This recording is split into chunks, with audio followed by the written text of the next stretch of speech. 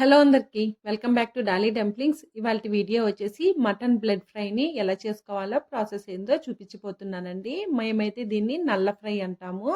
చాలా బాగుంటుంది, అలాగే చాలా హెల్త్ బెనిఫిట్స్ కూడా ఉంటాయి. చాలా మందికి ఈ నల్ల ఫ్రైని తినడానికి ఇష్టపడరండి. ఒకసారి నేను చెప్పినట్టు ఫాలో చేయండి, చాలా బాగా నచ్చుతుంది. తప్పకుండా తినని వాళ్ళు కూడా చాలా ఇష్టంగా తింటారు.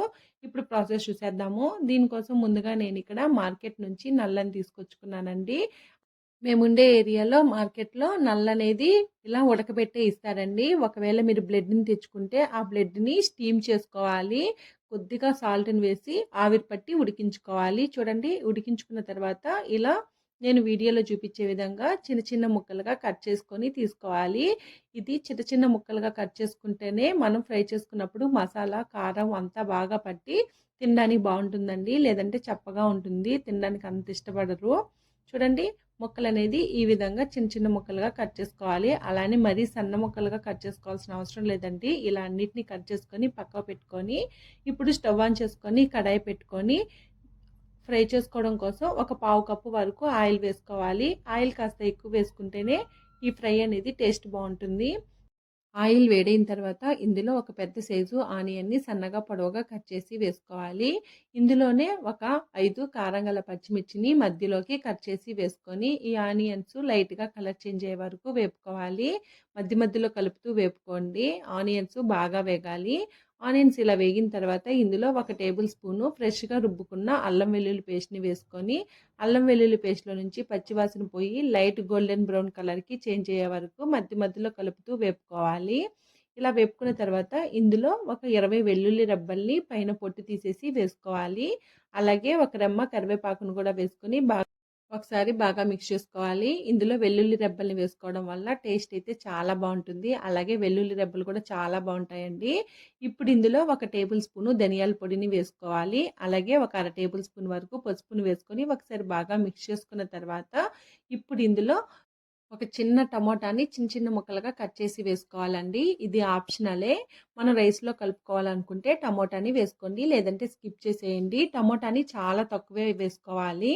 ఇలా ఈ టమాటా కూడా లైట్గా వేగిన తర్వాత ఇప్పుడు ఇందులో ఒక టేబుల్ స్పూన్ వరకు కారం పొడిని వేసుకొని ఒకసారి బాగా కలుపుకున్న తర్వాత మనం ముందుగా ఉడికించి కట్ చేసి పెట్టుకున్న మటన్ బ్లడ్ని వేసుకొని మంటని లో ఫ్లేమ్లో ఉంచి ఈ మసాలా పట్టేలాగా ఒకసారి బాగా కలుపుకోవాలి. చూడండి, ఇలా వీడియోలో చూపించే విధంగా కలుపుకోవాలి. మీరు మరీ ఎలా అంటే అలా కలిపేయొద్దండి. ఈ ముక్కలు కాస్త బ్రేక్ అయ్యే ఛాన్సెస్ ఉంటుంది.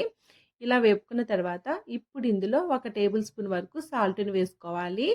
ఈ సాల్ట్ అంతా కూడా ఈ బ్లడ్ ముక్కలకి పట్టేలాగా బాగా కలుపుకోవాలి. ఇలా కలుపుకున్న తర్వాత మంటని లో ఫ్లేమ్లో మాత్రమే ఉంచి బాగా వేపుకోవాలండి. కనీసం ఒక 7-8 నిమిషాల పాటు మధ్యలో కలుపుతూ వేపుకోవాలి.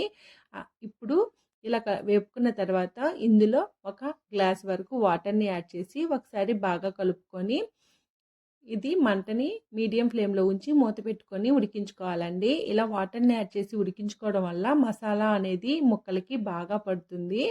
ఇప్పుడు మూత తీసుకుంటూ మధ్యలో కలుపుతూ ఈ నీళ్ళంతా ఇంకిపోయే వరకు బాగా ఫ్రై చేసుకోవాలి. అలాగే ఇందులో ఒక టేబుల్ స్పూన్ వరకు గరం మసాలాని వేసుకొని ఒకసారి బాగా మిక్స్ చేసుకోవాలి. మీరు ఫస్ట్ టైం చేసినా కానీ నేను చెప్పినట్టు ఫాలో చేశారంటేను ఈ నల్ల ఫ్రై అనేది చాలా పర్ఫెక్ట్గా వస్తుందండి. అలాగే ఈ నల్ల ఫ్రై కాస్త స్పైసీగా ఉంటేనే బాగుంటుంది. దానికోసమే అర టేబుల్ స్పూన్ మిరియాల పొడిని కూడా వేశాను. అలాగే ఇందులో నేను ఇంట్లో ప్రిపేర్ చేసుకున్న గరం మసాలాని 2 టేబుల్ స్పూన్ల వరకు వేశానండి. ఈ గరం మసాలాలో నేను ధనియాలు, జీలకర్ర, లవంగాలు, దాల్చిన చెక్కని వేసి పొడిగొట్టుకున్నాను. ఇప్పుడు ఈ పొడులన్నీ బాగా పట్టేలాగా ఒకసారి బాగా మిక్స్ చేసుకోవాలి. అలాగే సాల్ట్ సరిపోయిందో లేదో కూడా చెక్ చేసుకొని సాల్ట్ని అడ్జస్ట్ చేసుకోవాలి. అలాగే ఈ నల్ల ఫ్రై అనేది బాగా వేపుకోవాలండి. ఆయిల్ సపరేట్ అయ్యే వరకు వేపుకోవాలి. అలాగే ఇందులో వాటర్ కంటెంట్ ఏమీ ఉండకూడదండి, అప్పుడే టేస్ట్ బాగుంటుంది. అంతేనండి. ఇంక ఇందులో సన్నగా కట్ చేసిన కొత్తిమీరని యాడ్ చేసుకొని ఒకసారి బాగా మిక్స్ చేసుకోవాలి. ఇప్పుడు స్టవ్ ఆఫ్ చేసేసుకొని దీన్ని వేడిగా సర్వ్ చేసేసుకోవడమేనండి. చాలా బాగుంటుంది. అలాగే చాలా హెల్త్కి కూడా చాలా మంచిది. మీరు కూడా తప్పకుండా ఈ నల్ల ఫ్రైని ట్రై చేసి చూడండి. మీకు కూడా చాలా బాగా నచ్చుతుంది.